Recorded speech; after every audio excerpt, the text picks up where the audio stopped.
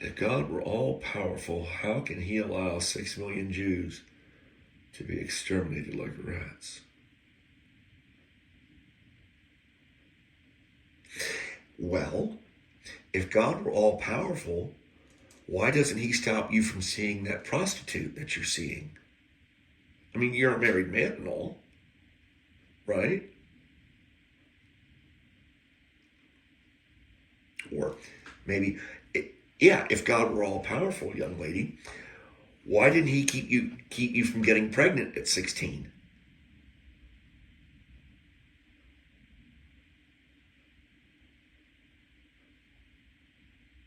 Yes, reality is relative, isn't it? I will say this. I have found that more of the people that ask that question, if God were all powerful, how can he allow ... fill it in. Police brutality, fill it in. Put in something in there, make yourself comfortable. Well, you can be all powerful and reserve judgment.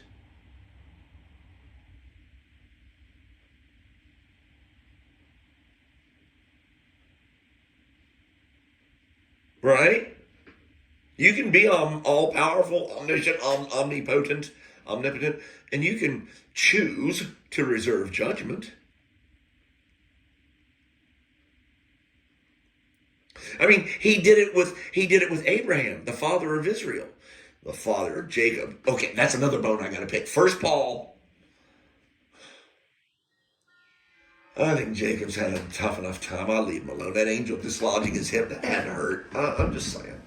And then look at this brother Esau. Look what happened. Oh, you want to talk about the Hatfield and family feud? Oh, my goodness. All right, so. Oh. So you got to be careful when you ask questions like that. Secular world. You have to be careful. You should stand in the mirror and ask that question.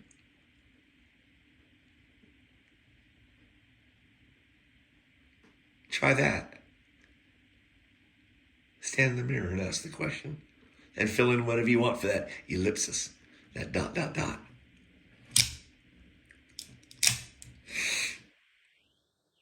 I had a good day today. I had a bad day yesterday. My heart was hurt. I played my part. Uncomfortable, awkward. I can remedy this by removal of myself from the scenario, the scene, quite easily, and this is what I will do. I will never be anywhere where I feel that someone is uncomfortable around me. I'll go on instantly.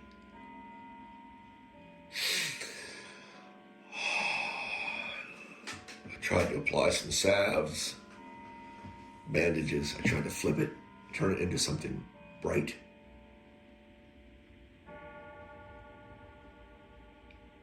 It wasn't enough. I tried to take it out on the chess program last night, the AI, and just gambited and kept coming at it until I ran out of gas and resigned my position.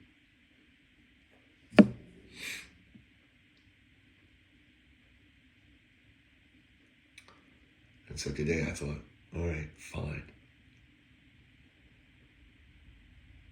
That church that Cindy and I just picked one night because we knew something was missing.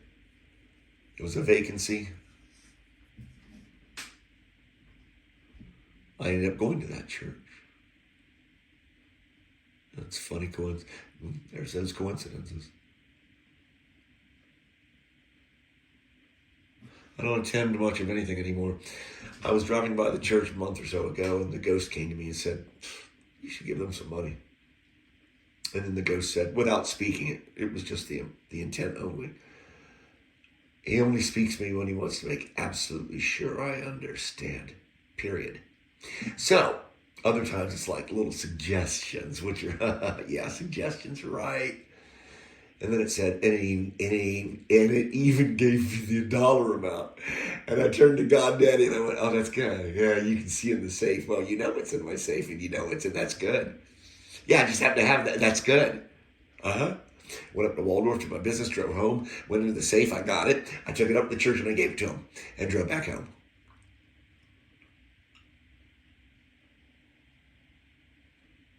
I try to answer the callings of the ghost, the foot soldier of God, as I call him, and I try to do it instantly.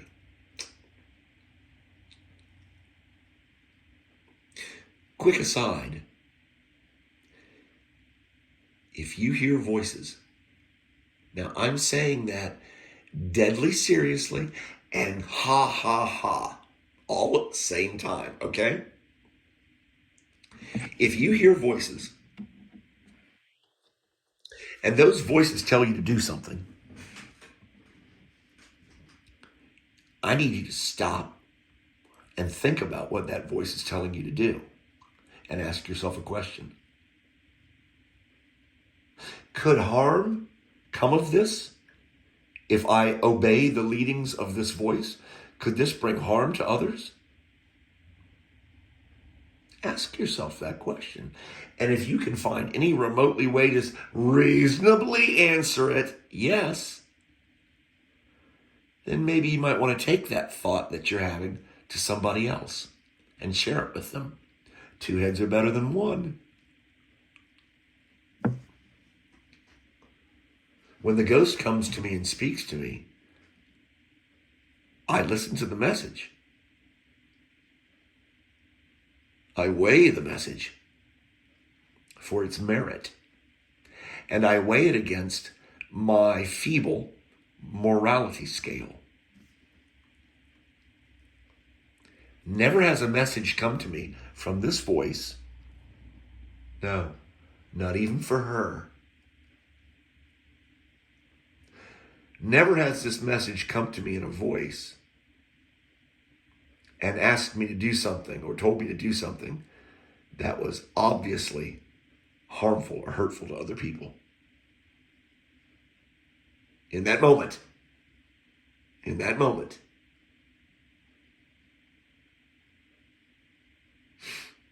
So, if thoughts are coming to you along those lines, and you put it to the test, and you look at the thought and you go, could that bring harm or destruction to others or myself? And if the answer is at all yes, take that thought or sentiment or feeling to somebody else and discuss it with them. That's right. I went around the mulberry bush twice. Two heads are better than one. So the voice says to me, the feeling, no words, just the feeling. And I do it. I obey it instantly. And so, which is disjointed from what I am experiencing of yesterday and today. And after being beaten by the chess computer last night because of my own defiance. Really, my own not knowing when to say when. Today I thought, well, somebody's going to pay for this. So I thought I might as well take Dr. Reed and God down at once. So, that's all right. I got that same amount of money, and I went up to the church, and I gave it to the church. And I said to God, Daddy. Now, once I give it to the church, I forget. This is how I give. Not so with God, Daddy, or Dr. Reed, no. Because I drove away from that church and I went, there you go, Dr. Reed, there's your tenfold, you and your alabaster boxes. You scoundrel. One of the finest men I've ever known. So I got to put mud in Dr. Reed's eye. Just go with it. Trust me, I'm weird. I'm strange. But in my world, in my mind, I stung him. I stung the good doctor. Because I didn't go up there and give that money expecting that money back tenfold. Nope. I went up there and gave that money, and I said to the ghost, this time it's on my terms. Now, I give the same amount, and the calling of my heart goes out to you now. There's a string attached. Lead me. Give me wisdom and guidance. I flounder as a ship on the ocean, as a sailboat with a broken mast, no keel, adrift.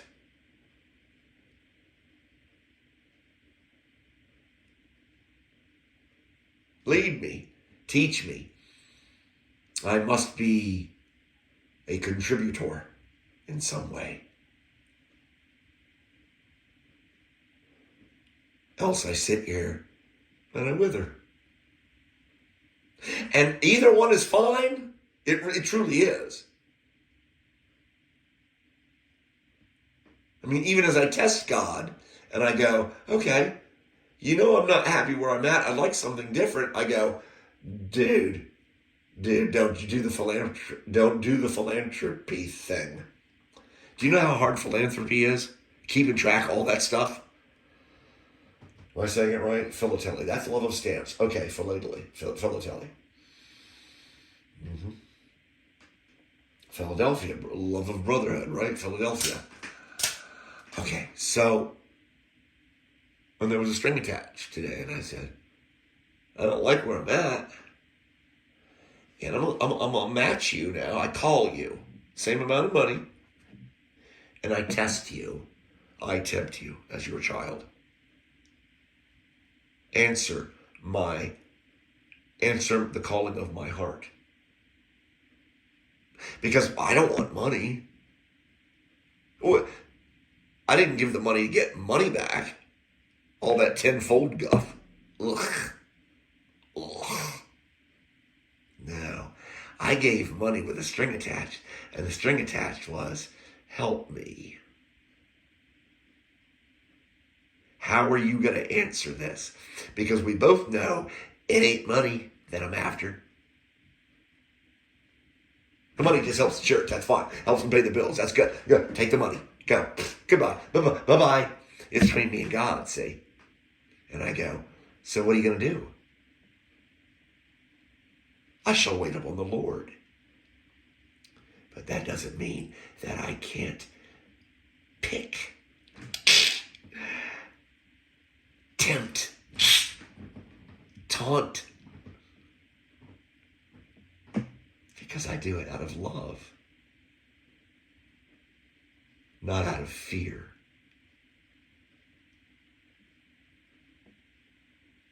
I don't need to ask God. This is how the stand-up comedian, the summation. It's a good thing I'm not too stoned. They try to wrap it up with the catch line. If God were all powerful, how can he allow bad things to happen to good people?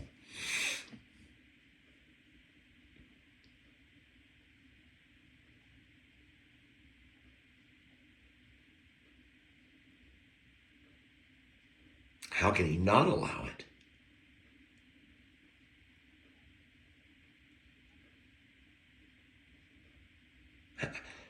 How can he not allow it? I mean, just because you get on your knees and maybe put your hands together and make a little thingy bobber emoji, and you look up, you go, our Father who art in heaven, hallowed be thy name. Forgive me, Lord. I do not mean to make light of the Lord. But you had consternation when they pressed you for the all-perfect prayer. I know, right? Try to keep up. Not you, Jesus. I'm talking to me right now. It's okay. I'm talking to myself. And my 13 loyal subscribers. How you like that? Where was I? So, how could he not? How can he not? I mean, unless you don't want to see your prostitute anymore, and you want to go visit your mother 2-3 times a week at the nursing home, and you want to not stop at the American Legion anymore, and you want to go right home and give your wife a kiss on the cheek and help with dinner or help the children with their homework. I mean, yeah, God should. Why? How can he allow you to not do that? Yeah. Because see, even though you might be praying for, I'm talking to another listener now, not as stupid as you.